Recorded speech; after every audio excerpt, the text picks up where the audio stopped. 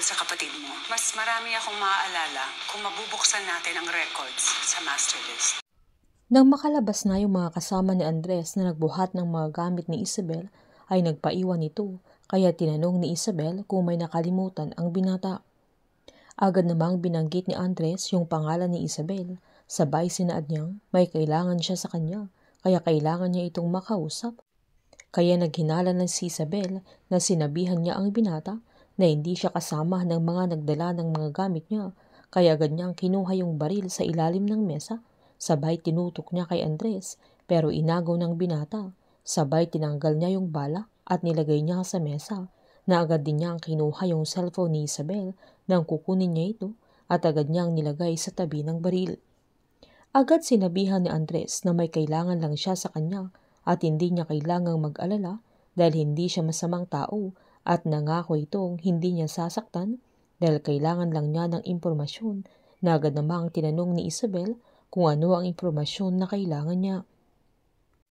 Habang sinabihan naman ni Max si JB na ang misyon nila ay kunin yung hard drive at isosurrender nila sa otoridad, na yun ang dapat nilang gawin, na agad namang nag-oo si JB. Tinanong naman ng dalaga kung papaano yung tatay niya, lalo't nasa master list yung pangalan niya. Pinaliwanag ni JB na naging parte ang daddy niya sa covert operation team noon at naniniwala siya doon, na agad namang tinanong ng dalaga na papaano kung hindi yun totoo, pero nanindigan si JB na alam niyang totoo ang sinasabi ng daddy niya sa kanya, pero pinaliwanag naman ni Max na hindi lahat ay maniniwala sa sinasabi ng tatay niya, kaya natahimik at napalunok na lang si JB. Agad namang nilabas ni Andres yung larawan ni June, sabay sinaad niyang kapatid niya ang nasa larawan na nawala noong October 4, 2004 na batch 2024 na mga nawawalang mga bata sa Bugyas.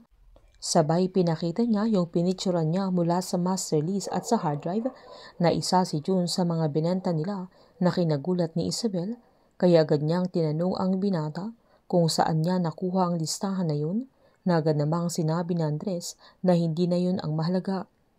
Sinumbat ni Isabel na pumunta lang siya doon para pagbintangan siya, sabay tinanong niya kung sino ang binata dahil kilala niya ang pamilya niya at kilala siya nito at alam din niya kung ano ang lihim ng kanilang pamilya.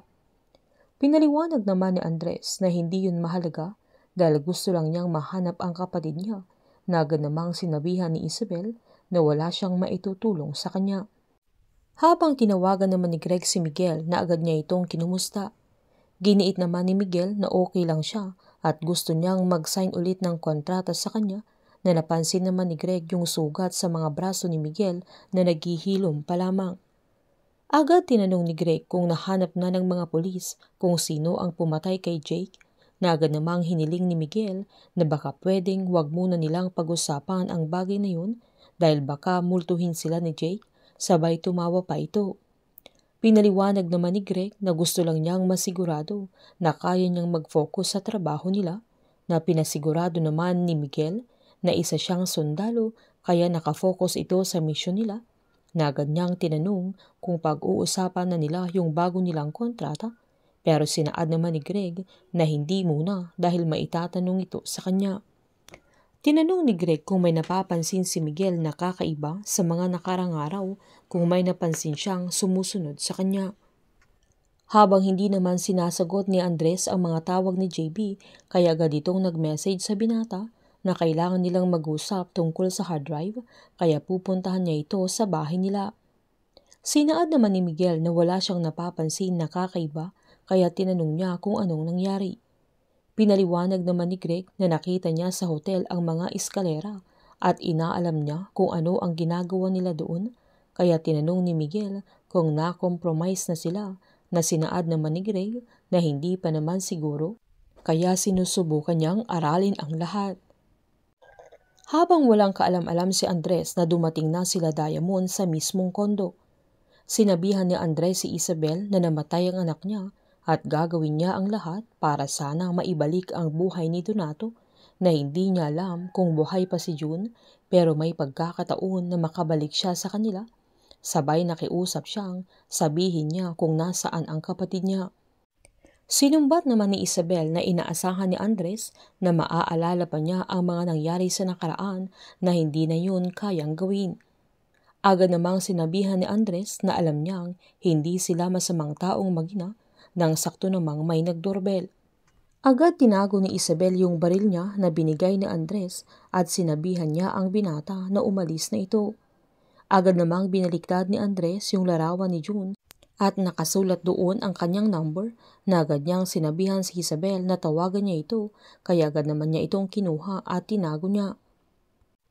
Nang binuksan ni Isabel yung pintuan ay bumulagta sa harap niya sila Diamond at sinabihan niyang kailangan nilang mag-usap na kinagulat naman ni Isabel habang pinagmasdan naman nila Bruno at Lorenzo si Andres. Babalikan nila Diamond si Isabel at pepersahin nilang buksan ang kanyang kondo dahil hahanapin nila sa kanya yung hard drive kaya tatawagan ni Isabel si Andres dahil alam niyang ang binata ang nakakalam kung nasaan ang hard drive kaya sila ang magiging bagong magkakampi. Painit ng painit ang mga tagpo, sabay-sabay po nating subaybayan ang advance episode ng Incognito dito lamang po sa aking channel. Patuloy lamang po manood at mag-subscribe para ma-update po kayo sa mga susunod na episode. Marami pong salamat.